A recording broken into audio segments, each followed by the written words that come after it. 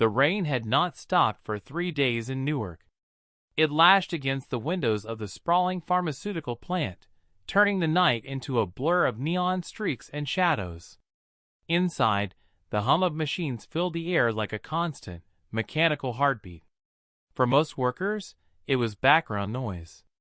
For Peter, it was a cage. Peter Holloway was 32, average in almost every way, average height, average build, the kind of man who disappeared in a crowd. He liked it that way. He preferred the shadows. Yet tonight, something gnawed at him, an unease he couldn't explain. He adjusted his badge and walked through the labyrinth of steel corridors, heading toward the storage section. He shouldn't have been there. His department was supposed to shut down for maintenance. But a misdelivered order had landed on his desk, 2 crates of medical samples that needed checking, and now he was wandering into parts of the plant few employees ever saw. The warehouse loomed like a cathedral of secrets. Endless rows of towering metal shelves stretched into darkness, stacked with cardboard boxes stamped with the company's insignia. Pharmacorp, healing the future. The slogan was painted in hopeful blue. In the cold light of the warehouse, it felt like a lie. Peter paused. Something wasn't right. He noticed that half the boxes were marked with a red sticker, expired. His pulse quickened. He stepped closer, brushing dust from the nearest box. Expired medicine was supposed to be destroyed, disposed of according to strict federal regulations. It should never have been here, mixed with crates waiting to be processed. "Strange," he whispered, fingers tracing the label. "Why are you still here?" A sudden sound echoed, a metallic clang, like a door slamming. Peter froze, his breath caught in his throat. He wasn't alone. From the far end of the aisle, faint movement stirred. A figure in a white lab coat walked briskly between the shelves, clipboard in hand. Her dark hair was tied back, her step sharp and purposeful. Even from a distance, Peter recognized her instantly. Catherine. She worked in quality control, a department shrouded in secrecy. Peter had admired her from afar for months, drawn to her cool confidence and enigmatic aura. She was beautiful, yes, but also untouchable, a fortress of icy professionalism. He had never dared approach her beyond polite greetings. But what was she doing here, in the middle of the night, surrounded by crates of expired drugs? Peter ducked behind a pallet, heart hammering. He watched Catherine check a box, write something, and nod to 2 men in protective gear who wheeled a crate away toward a hidden door at the back of the warehouse. The door hissed open with mechanical precision, revealing a dimly lit chamber beyond.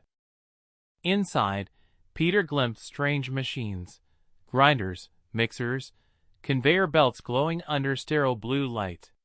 The men pushed the crate inside, and Peter caught a glimpse of its contents: blister packs of expired pills, syringes with faded labels, bottles of cough syrup past their date. The door sealed shut. The sound of grinding filled the air. Peter's stomach turned. They weren't destroying the expired drugs. They were processing them. His mind spun with questions. Why? For what purpose? Surely, the company wouldn't. But the evidence was right before his eyes. Catherine scribbled something on her clipboard, then glanced around, as if sensing she was being watched. Peter ducked lower, pressing himself against the cold metal rack. For a terrifying second, he thought her gaze landed on him. But then she turned and disappeared into the chamber. Peter remained frozen, heart pounding in his ears. He had stumbled onto something monstrous. A voice in his head whispered, "Leave it. Forget what you saw. Walk away." But another voice, the stubborn, restless part of him, answered, "If this is true, if they're recycling expired medicine, then people out there, families, children, they're all in danger." The grinding noise ceased. Silence settled, heavy and suffocating. Peter slipped away into the night, unaware that his life had just veered into a deadly conspiracy, one that would make him a target, a whistleblower, and a man marked for elimination. The next morning, the factory seemed unchanged. Same clatter of machines, same stale smell of chemicals, same lifeless fluorescent lights. But for Peter, everything was different. He could still hear the grinding of those hidden machines echoing in his head. The images wouldn't leave him.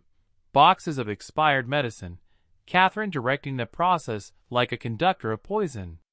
He tried to convince himself he had imagined it. Maybe it was just waste management. Maybe those drugs were destroyed after all. But his gut screamed otherwise. At his desk, he stared at meaningless spreadsheets, numbers swimming in his vision. He couldn't concentrate. Every time he blinked, he saw Catherine's face, calm, professional, complicit. By lunch, he couldn't stand it anymore. He needed answers. He found her in the cafeteria, sitting alone with her clipboard, scribbling notes while sipping black coffee. She looked composed, detached, as always. To anyone else, she was just a diligent worker. To Peter, she was the gatekeeper of a dark secret. Taking a deep breath, he approached her table. "Catherine," he said, voice tighter than he wanted. "Do you mind if I sit?" She glanced up, her dark eyes locking on his. For a moment, something unreadable flickered there, surprise, perhaps irritation, before she nodded. "Peter, right? From production?" "Yes." He slid into the chair. His palms were sweaty, but he forced himself to hold her gaze. I saw you last night. In the warehouse." Her pen froze mid-stroke. "The warehouse?" "Yes." He pressed, his voice low. "With the expired shipments. The crates. The machines." Catherine set down her pen, her expression turning cold as winter glass. "You shouldn't have been there," she said softly. "That area is restricted." "That's not an answer," Peter shot back. "What are you doing with those drugs?" "They're supposed to be destroyed, not whatever I saw." Her lips curved into the faintest of smiles, one that held no warmth. "You don't understand the scope of our work," she murmured. "Sometimes rules bend. For efficiency." "Efficiency?" His voice sharpened. "You're recycling expired medicine. That's not efficiency, that's fraud. It's dangerous." Catherine's eyes darkened. She leaned in, her perfume a sterile blend of alcohol and something floral. "Listen to me, Peter. Forget what you think you saw. Do your job. Keep quiet. It's better for everyone." Her tone was calm, but beneath it pulsed a warning. Peter recoiled. "So it's true." Catherine exhaled slowly, her mask slipping for just a moment. There was fear there, yes, but also calculation. She picked up her clipboard, stood, and smoothed her lab coat. "Don't make this harder than it needs to be," she whispered. "For your sake." And with that, she walked away, leaving Peter staring after her, his pulse racing. For a moment, he considered doing as she said. Pretend ignorance. Let it go. But the thought of people unknowingly swallowing recycled poison clenched his gut with anger. That night, as the factory emptied, Catherine found herself in Bob's office. Bob, the plant director, the man everyone feared. Broad-shouldered, bald, with a jaw like stone, he commanded respect through intimidation. Few knew he harbored a quiet, obsessive longing for Catherine, who wielded it like a hidden blade. "He knows," Catherine said simply, setting her clipboard on his desk. Bob frowned. "Who?" "Peter. He saw the warehouse. He confronted me today." Silence thickened. Bob leaned back in his chair, steepling his fingers. "And what did you tell him?" "That he should stay quiet," she replied. "But he won't. He's too earnest." Bob's jaw clenched. A muscle twitched in his cheek. He had no patience for earnest men, especially ones who stood in the way of his profits or his pursuit of Catherine. "Then we'll take care of him," Bob said finally, his voice a low growl. "No more distractions." Catherine hesitated, her eyes narrowing. "You mean fire him?" "For now," Bob said, lips curling into a grim smile. "But if he keeps digging," his gaze hardened, "we'll make sure Peter Holloway disappears." Catherine said nothing. Deep down, she felt a twinge of unease. But she didn't stop him. And by the next morning, Peter's badge no longer worked at the factory gate. The next morning, the factory seemed unchanged. Same clatter of machines, same stale smell of chemicals, same lifeless fluorescent lights. But for Peter, everything was different. He could still hear the grinding of those hidden machines echoing in his head. The images wouldn't leave him. Boxes of expired medicine, Catherine directing the process like a conductor of poison. He tried to convince himself he had imagined it. Maybe it was just waste management. Maybe those drugs were destroyed after all. But his gut screamed otherwise. At his desk, he stared at meaningless spreadsheets, numbers swimming in his vision. He couldn't concentrate. Every time he blinked, he saw Catherine's face, calm, professional, complicit. By lunch, he couldn't stand it anymore. He needed answers. He found her in the cafeteria, sitting alone with her clipboard, scribbling notes while sipping black coffee. She looked composed, detached, as always. To anyone else, she was just a diligent worker. To Peter, she was the gatekeeper of a dark secret. Taking a deep breath, he approached her table. "Catherine," he said, voice tighter than he wanted, "do you mind if I sit?" She glanced up, her dark eyes locking on his. For a moment, something unreadable flickered there, surprise, perhaps irritation, before she nodded. "Peter, right? From production?" "Yes." He slid into the chair. His palms were sweaty, but he forced himself to hold her gaze. I saw you last night. In the warehouse."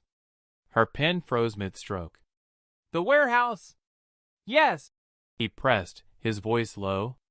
"With the expired shipments. The crates. The machines." Catherine set down her pen, her expression turning cold as winter glass. "You shouldn't have been there," she said softly. "That area is restricted." "That's not an answer," Peter shot back. "What are you doing with those drugs?" "They're supposed to be destroyed, not whatever I saw." Her lips curved into the faintest of smiles, one that held no warmth. "You don't understand the scope of our work," she murmured. "Sometimes rules bend. For efficiency." "Efficiency?" His voice sharpened. "You're recycling expired medicine. That's not efficiency, that's fraud. It's dangerous." Catherine's eyes darkened. She leaned in, her perfume a sterile blend of alcohol and something floral. "Listen to me, Peter. Forget what you think you saw. Do your job. Keep quiet. It's better for everyone." Her tone was calm, but beneath it pulsed a warning. Peter recoiled. "So it's true." Catherine exhaled slowly, her mask slipping for just a moment. There was fear there, yes, but also calculation. She picked up her clipboard, stood, and smoothed her lab coat. "Don't make this harder than it needs to be," she whispered. "For your sake." And with that, she walked away, leaving Peter staring after her, his pulse racing. For a moment, he considered doing as she said. Pretend ignorance. Let it go. But the thought of people unknowingly swallowing recycled poison clenched his gut with anger. That night, as the factory emptied, Catherine found herself in Bob's office. Bob, the plant director, the man everyone feared. Broad-shouldered, bald, with a jaw like stone, he commanded respect through intimidation. Few knew he harbored a quiet, obsessive longing for Catherine, who wielded it like a hidden blade. "He knows," Catherine said simply, setting her clipboard on his desk. Bob frowned. "Who?" "Peter. He saw the warehouse. He confronted me today." Silence thickened. Bob leaned back in his chair, steepling his fingers.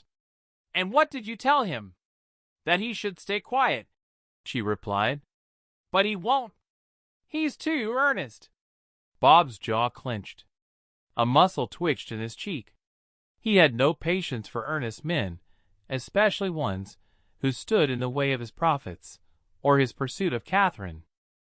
"Then we'll take care of him," Bob said finally, his voice a low growl. "No more distractions." Catherine hesitated, her eyes narrowing. "You mean fire him?" "For now," Bob said, lips curling into a grim smile. "But if he keeps digging," his gaze hardened, "we'll make sure Peter Holloway disappears." Catherine said nothing. Deep down, she felt a twinge of unease. But she didn't stop him. And by the next morning, Peter's badge no longer worked at the factory gate. The security guard at the factory gate didn't even meet Peter's eyes. The scanner beeped red, and the turnstile stayed locked. "There's a note here," the guard muttered, glancing at the screen. "You've been terminated. Effective immediately." Peter blinked, stunned. "Terminated? There must be some mistake." The guard shook his head. "Sorry, buddy. Orders from upstairs." Peter's protest died in his throat. Behind the glass, employees filed past without looking at him, as if he had already ceased to exist. One of them was Catherine. She walked swiftly, her eyes cold, not sparing him even a second glance. Something inside Peter broke. He wasn't just losing his job. He was being erased. By the time he reached his tiny apartment, anger burned hotter than fear. He slammed the door, pacing the room, fists clenching and unclenching. Images of Catherine's cool dismissal and Bob's iron face replayed in his mind like a cruel film reel. They can't do this. They can't silence me. His laptop glowed from the table. He pulled it open, his fingers trembling as he typed. He drafted an email to federal regulators, then hesitated. He imagined how long it would take for his message to vanish into some bureaucratic void, or worse, be intercepted. Then another idea struck him: the press. There was a magazine in town, the Newark Herald, known for splashy exposés. If anyone would take this seriously, it would be them. Peter didn't sleep that night. At dawn, he dressed in yesterday's clothes and took a bus across the city. The Herald's building was shabby, a faded brick facade with a flickering sign. Inside, the air smelled of ink and burnt coffee. He found an editor in a cluttered office, a middle-aged man with thinning hair and a cigar stub wedged between yellowed fingers. "You've got 5 minutes," the editor grunted. Peter laid it all out: the warehouse, the expired drugs, the hidden machines, Catherine, Bob, everything. His voice shook, but his words carried conviction. "This isn't just fraud. It's murder. People are swallowing poison, and they don't even know it." The editor leaned back, chewing his cigar, expression unreadable. Finally, he nodded. "Interesting story." Peter's chest lifted with hope. "So you'll run it?" The man smiled thinly. "We'll look into it."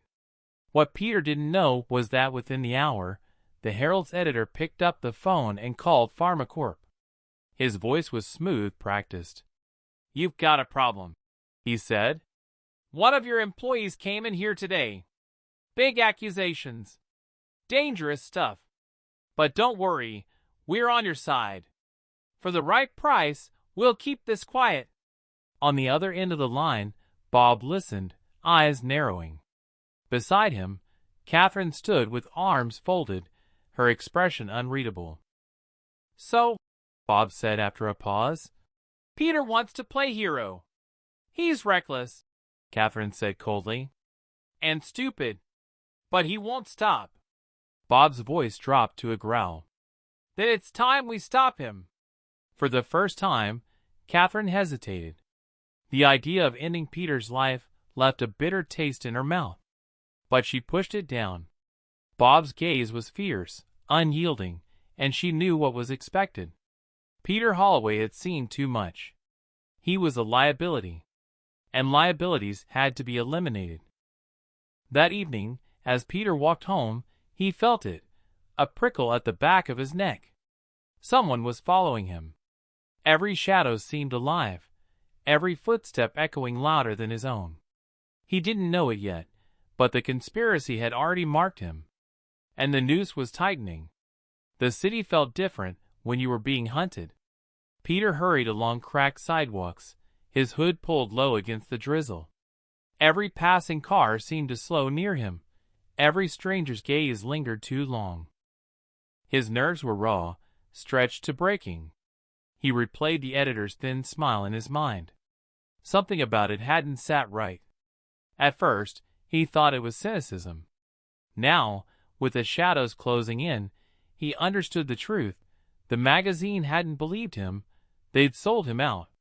He ducked into a corner diner, ordered coffee he didn't want, and stared at the rain streaking the windows. His reflection looked like a stranger, pale, hollow-eyed, hunted. His phone buzzed. A new email. He opened it, heart pounding. Subject: "Stop digging." Body: "You're already dead." Peter's throat went dry. No signature. No trace. Just a promise.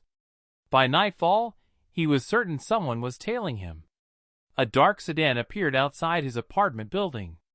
It idled for hours, engine humming like a predator's growl. When Peter looked from his window, he swore he saw a silhouette behind the wheel, staring up. He closed the blinds, his pulse hammering. He couldn't stay here. He couldn't run either, not without a plan. He thought of Catherine, of the way her eyes had cut through him in the cafeteria. Cold, unflinching. She had chosen Bob's side.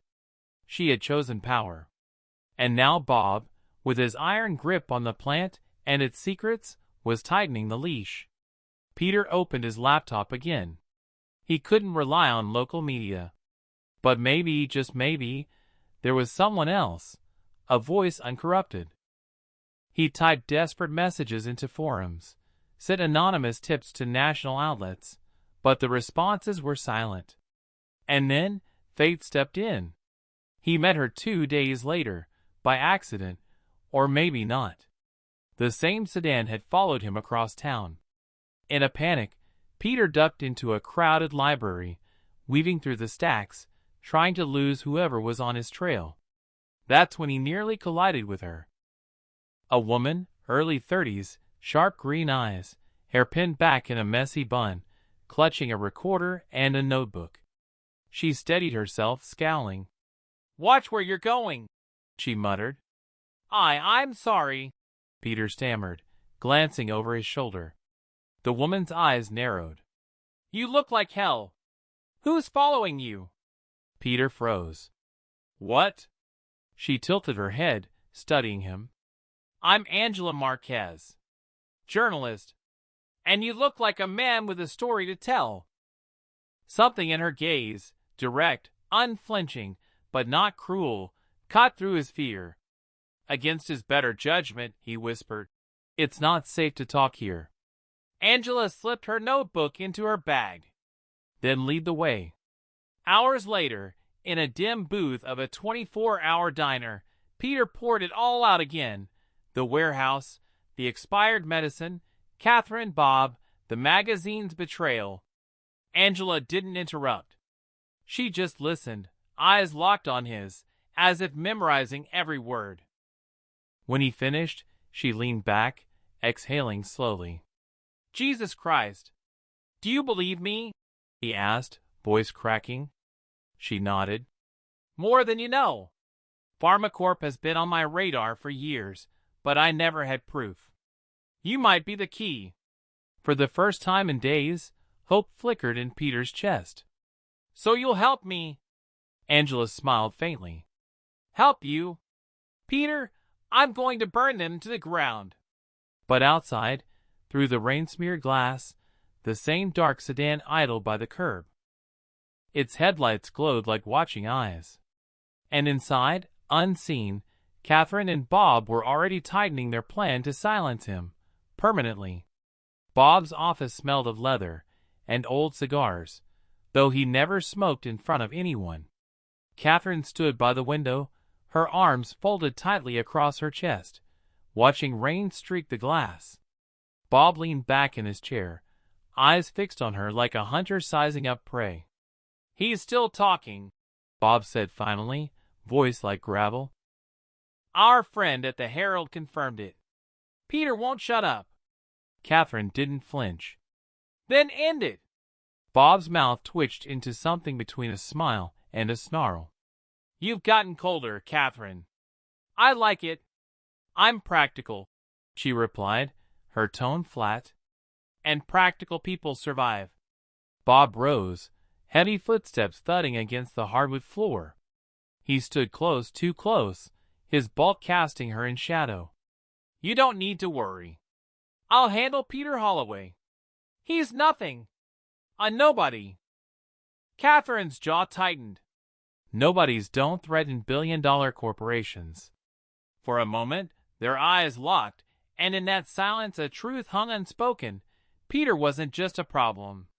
He was a danger to both of them. And if Bob wanted Catherine's loyalty, he'd have to prove he could protect her.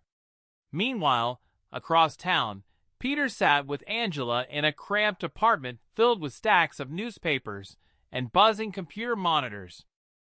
Angela moved with the speed of someone who lived on deadlines, typing, scrolling, jotting notes in quick shorthand. "Look at this," she said, spinning her laptop toward him. "FDA recalls. Complaints from small pharmacies. Lawsuits settled quietly. Pharmacorp's fingerprints are everywhere." Peter leaned closer, scanning the data. His stomach turned as patterns emerged, expired lots reappearing as new, shipments, complaints vanishing overnight, families reporting strange side effects. Angela's eyes burned with determination. "If we connect this to the warehouse you saw, we've got them. But we need proof. Pictures. Documents. Something undeniable." Peter's chest tightened. "That means going back." Angela nodded slowly. "Yeah. Back into the lion's den." That night, Catherine couldn't sleep. She replayed the cafeteria scene in her mind, Peter's eyes, wide with shock and betrayal. She hated that look. Hated that part of her still cared. Her phone buzzed. A message from Bob. "Tomorrow night. We end this. Don't be late." Her stomach knotted. In another part of the city, the sedan idled again outside Peter's apartment. Inside sat two men, silent, waiting. Their orders were simple: watch, follow, eliminate when ready. But tonight, Peter wasn't there. He and Angela were bent over blueprints of the factory, plotting their way back inside. "We'll go through the side entrance," Angela whispered, tracing her finger along the map. "If we're careful, we can get photos before anyone notices." Peter nodded, though dread coiled in his gut. He could almost feel Catherine's eyes on him, like cold blades in the dark. Back at the plant, Bob poured himself a drink and stared at Catherine across his desk. "You'll be there when it happens," he said. "Why?" she asked softly. "Because I want you to see what loyalty means," Bob replied. His smile was thin, cruel. "Peter Holloway will not live to see another sunrise." For the first time, Catherine looked away, her reflection fractured in the rain-streaked glass. And outside, lightning split the sky, briefly illuminating the path of two lives barreling toward collision, Peter and Angela chasing truth, Bob and Catherine chasing blood. The night air was sharp with the smell of rain-soaked asphalt as Peter and Angela crept through the alley behind the Pharmacorp factory. The building loomed ahead, a monolith of steel, and glass glowing faintly with neon security lights. Angela wore a black jacket, hood pulled low, a small camera slung around her neck.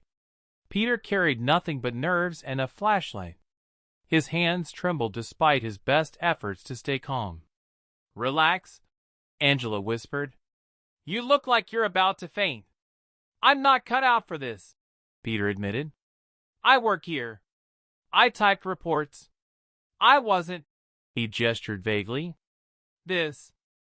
Angela's lips curved into a quick grin. "That's why you need me." The side door creaked as she slid a bit ID badge through the lock. With a soft click, the door opened. Angela gave him a sly wink. Perks of knowing a guy in maintenance. Inside, the factory was eerily quiet. Machines hummed in the distance, but the halls were empty, echoing with their footsteps. Angela moved with purpose, her camera flashing silently as she captured everything. The rows of crates, the red stickers stamped expired, the smell of stale medicine clinging to the air. Peter led her to the warehouse. His stomach twisted when he saw it again, the endless towers of boxes, the conveyor belts snaking into hidden chambers. Angela's breath caught. "My God, you aren't exaggerating." She snapped photo after photo, crouching low, catching the angles that told the story best. Suddenly, the grinding noise started. The hidden chamber roared to life, machines chewing through old drugs. Angela's eyes widened with both horror and excitement. "This is it. This is the evidence." Peter's pulse raced. "We have to move fast." But just as they turned to leave, voices echoed down the corridor. Harsh, clipped. Peter froze. Angela grabbed his arm, pulling him behind a stack of crates. From the shadows, he saw them, two men in security uniforms, walking side by side, flashlights cutting through the dark. One of them was on his radio. "Yes, sir." "We've got movement inside." "Copy that." Bob's voice crackled faintly from the device. "Bind them. Now!" Peter's blood ran cold. Bob knew. Angela squeezed his hand. Her grip was firm, steadying. She leaned close, her whisper brushing his ear. "We're not leaving without this. Do you understand? If we run, we lose. If we stay, we win." For the first time, Peter saw fire in her eyes, unyielding, fearless. He nodded. "Then we stay." Hours later, in Angela's cramped apartment, adrenaline still surged through Peter's veins. They had made it out, barely. Angela was already at her laptop, transferring photos, typing furiously. "This is gold," she said. "Proof they're recycling expired drugs. Proof they're endangering lives. Once I send this to my contacts in the national press, Pharmacorp will have nowhere to hide." Peter leaned against the wall, chest heaving. "You really believe we can take them down?" Angela glanced up, her expression softening. "I don't just believe it, Peter. I live for it." Their eyes locked. For a moment, the fear, the exhaustion, the shadows of betrayal, all of it faded. In its place bloomed something fragile but undeniable, connection. Angela smiled faintly. "You're braver than you think." Peter let out a shaky laugh. "I've never been more terrified." "Good," she said. "That means you're alive." But outside, in a black car parked across the street, Catherine sat with arms folded, watching their window. Her face was unreadable, but her eyes were sharp with something dangerous, envy, regret, and a glint of betrayal yet to come. Beside her, Bob lit a cigar, the flame briefly illuminating his cruel smile. "Let them play journalist," he muttered. "Tomorrow we end this game." By morning, Angela's apartment felt less like a safe house and more like a trap. Peter barely slept. Every creak of the floorboards, every car horn outside jolted him awake. Angela, however, thrived on the tension. Her fingers flew over the keyboard, drafting the story of her career. National Syndicate will eat this alive, she muttered. Photos, witness testimony, secret recycling. This isn't just fraud, Peter. This is attempted mass murder. Peter swallowed hard. The word sent a chill down his spine. Do you think they'll publish it?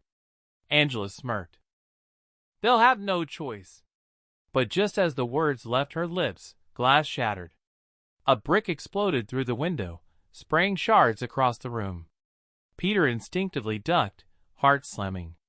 Angela grabbed her camera, clutching it to her chest. On the brick, scrawled in red marker, "Stop or die." Angela's face went pale, but her voice was steady. They know we have the evidence.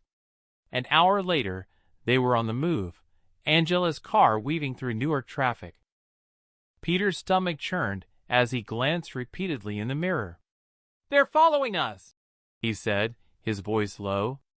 A black SUV shadowed them 2 cars back, its tinted windows reflecting the gray sky. Angela cursed under her breath. Of course they are. Bob doesn't play subtle.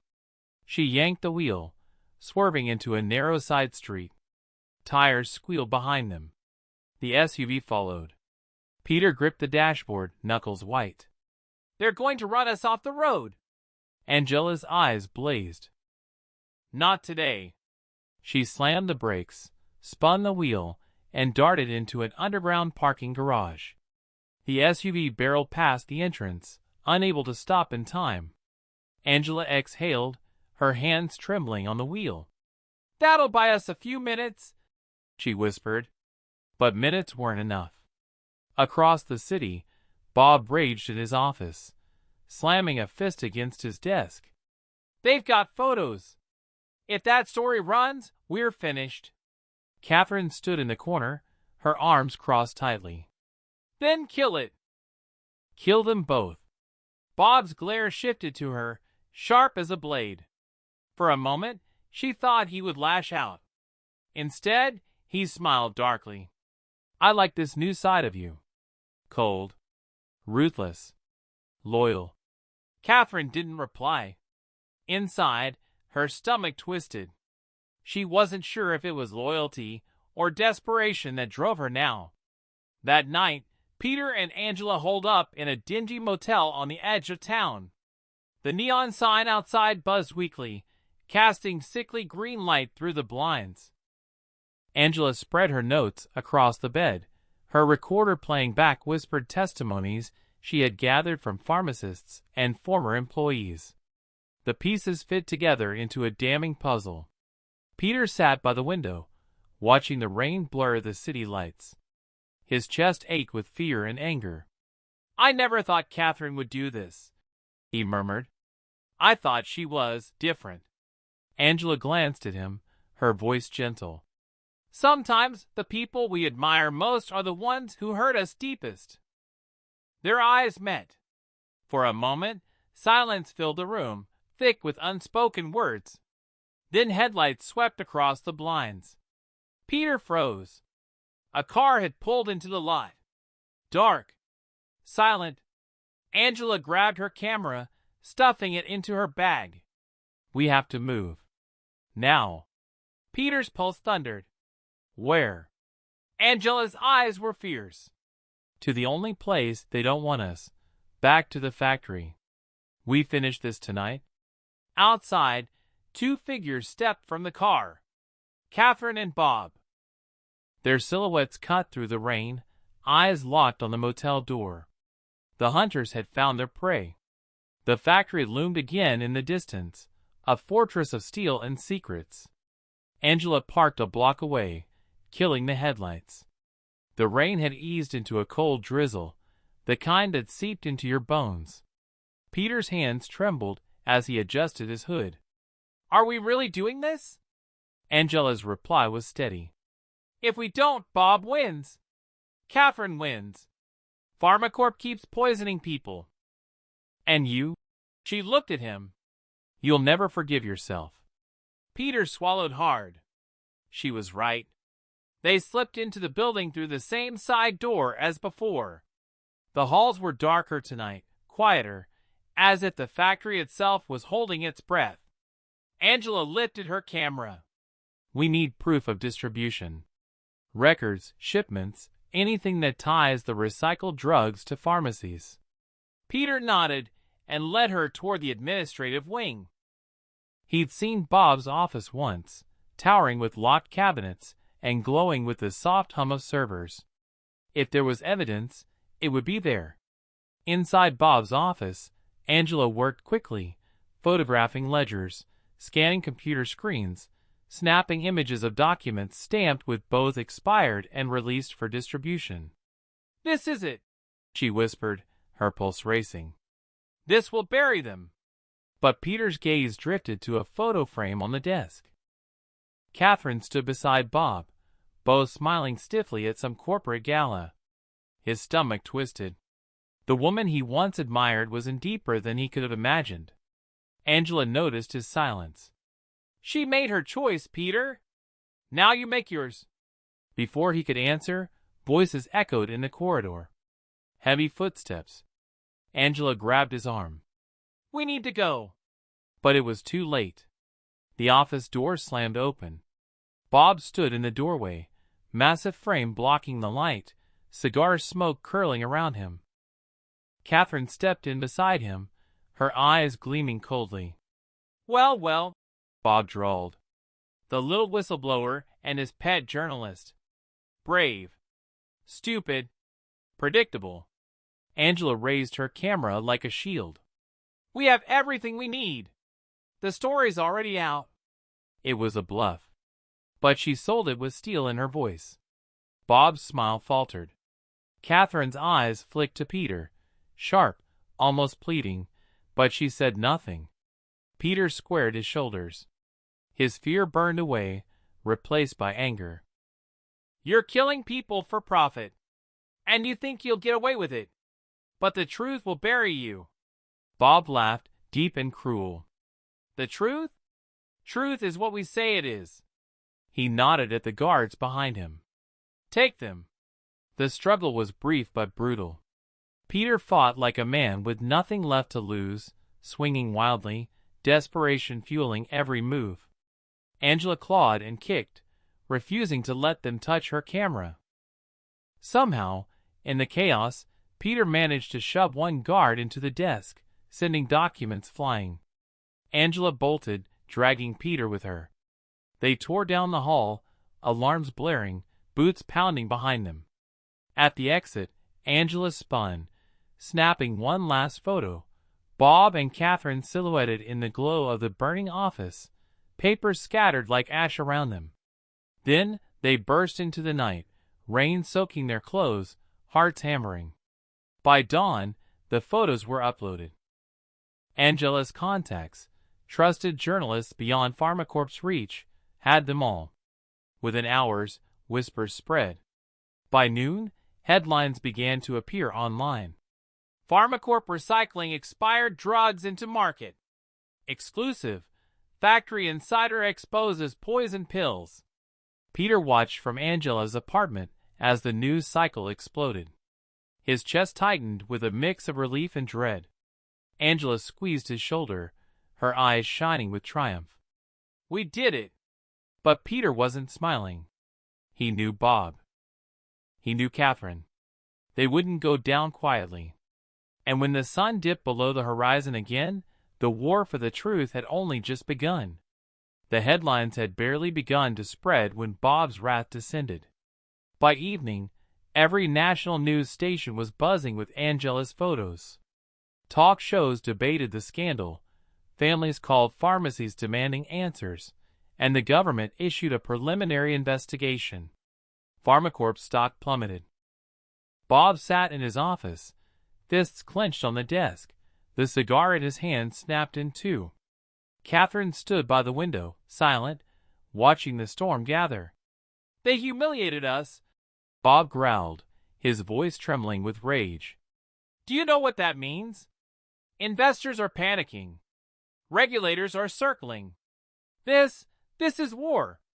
Catherine's voice was calm, almost too calm. "Then end it." Bob's glare burned into her. "You keep saying that, But do you understand what it means, Catherine? No more warnings. No more games. Peter and that journalist died tonight. She hesitated, just for a heartbeat. Her gaze flickered, and for the first time, doubt cracked her icy mask. But Bob was watching too closely. She forced herself to nod. Then do it. Across the city, Angela's apartment was alive with chaos. Phones rang nonstop, journalists begged for interviews, and Peter's name was already leaking into the press. They know who you are, Angela said grimly, dropping her phone onto the cluttered table. That means you're a target. Peter ran a hand through his hair, nerves fraying. So what do we do? Hide? Angela's eyes hardened. No. We fight. She grabbed her recorder, shoving it into her bag. We go live. Tonight. Broadcast everything. Names, dates, photos. Once the world hears it directly from you, they can't silence you. Peter's chest tightened. And if they come for us? They will, Angela admitted. Then she met his eyes. But we won't let them win. The ambush came faster than either of them expected. They were halfway to the independent radio station Angela had lined up when headlights blazed in the rearview mirror. A black SUV roared onto the road, slamming into their bumper. Angela cursed, gripping the wheel as Peter was thrown forward. Hold on. The SUV rammed them again, harder this time. Metal screamed, glass shattered. Peter twisted around. Through the broken window, he saw Bob himself behind the wheel, eyes wild, face twisted with fury. Catherine sat in the passenger seat, her expression unreadable. Peter's heart stopped. Catherine's gaze met his across the rain-smeared glass. Cold. Hollow. And yet, somewhere deep inside, something flickered. Angela swerved hard, tires screeching as the car skidded around a corner. The SUV followed, relentless. This is it, Peter gasped. They're going to kill us. Not if I kill the story first. Angela shot back, voice like steel. Find my phone. Start the live feed. Peter scrambled, grabbing the device, his hand shaking. With a swipe, the screen lit up, broadcasting to Angela's followers. Her voice filled the car, clear and defiant. This is Angela Marquez. I am live.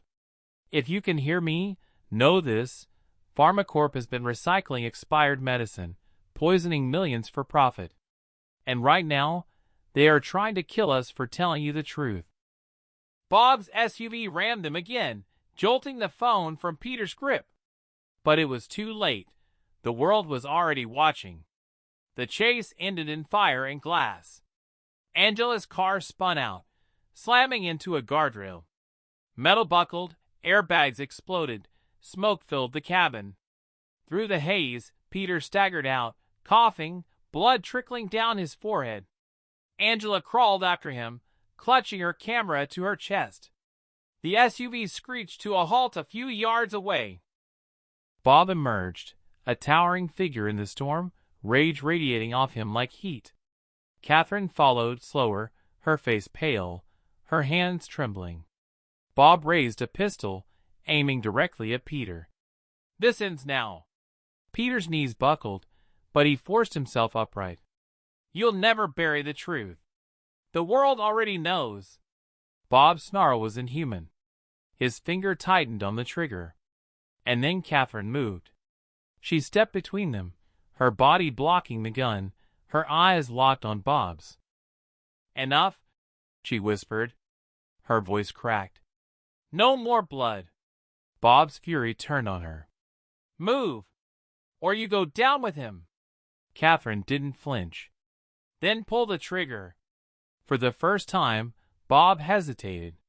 The storm howled around them, rain pelting down in sheets. His arm trembled, fury warring with betrayal. Peter stared, breathless. Catherine, cold, complicit Catherine, was defying Bob. The world seemed to hold its breath. Rain hammered the broken highway, lightning ripping across the sky. Bob's pistol shook in his hand, his jaw clenched with fury. Peter stood frozen, Angela at his side, her camera clutched to her chest. Between them and death stood Catherine, silent, steady, her white coat soaked through, hair plastered to her face. "Move!"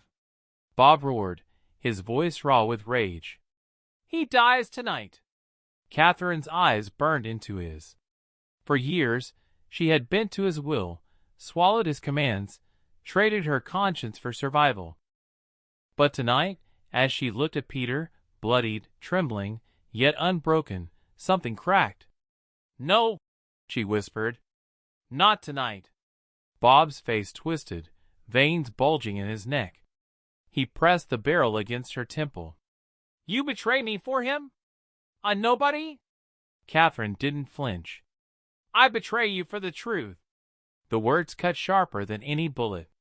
For the first time, Peter saw Bob falter. His power was built on fear, on silence. Catherine's defiance splintered that foundation.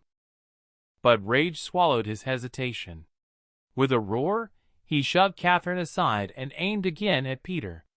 The shot rang out. Time slowed. Peter braced for pain, for the end. But it never came. Instead, Bob staggered, eyes wide, as Catherine gripped the gun with both hands. Smoke curled from the barrel. She had fired.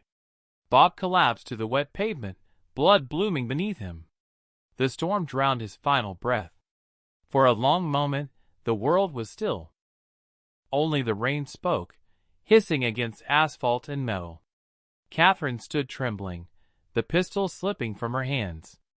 Her eyes, once cold, distant, were wide with shock and something like grief. Peter couldn't move. He stared at her, at Bob's body, at the wreckage of everything they'd endured. Angela broke the silence. Her voice was hoarse but steady. "The feed was live," she whispered. She lifted her phone, cracked but still glowing. "The whole world saw. They saw Bob, the threats, everything." Peter's breath hitched. "Then, it's over." Angela shook her head. "No. It's just beginning. The investigation, the trials. Pharmacorp won't recover. But the fight is far from done." Catherine dropped to her knees, rain washing blood from her hands. "I thought I could survive by obeying," she murmured. "I was wrong. I destroyed myself." Peter knelt beside her, his voice gentle despite the storm of emotions raging inside. "You can still make it right. Testify. Tell them everything. Help us finish this." Her eyes met his, haunted, searching, and for once she nodded. Weeks later, the headlines were unrelenting. Pharmacorp executives indicted in expired drug scandal. Whistleblower and journalist sparked national outrage. Inside, the betrayal of humanity. Peter sat in Angela's apartment, watching the reports flicker across the screen. The weight on his shoulders hadn't vanished, but it had shifted. He wasn't just a victim anymore. He was a witness. A survivor. Angela entered with 2 mugs of coffee, setting one in front of him. Her smile was tired but real. "We did it." Peter looked at her, at the fire still burning in her eyes. "No, you did it. You saved me." Angela shook her head. "We saved each other." Outside, the city pulsed with life, unaware of how close it had come to swallowing poison, to drowning in lies. The storm had passed, but the scars remained. And in those scars lay the proof that truth, though fragile, could still triumph against the darkest betrayals. Epilogue. Catherine sat alone in a gray interrogation room, her wrists chained, her future uncertain. Yet for the first time in years, she felt free.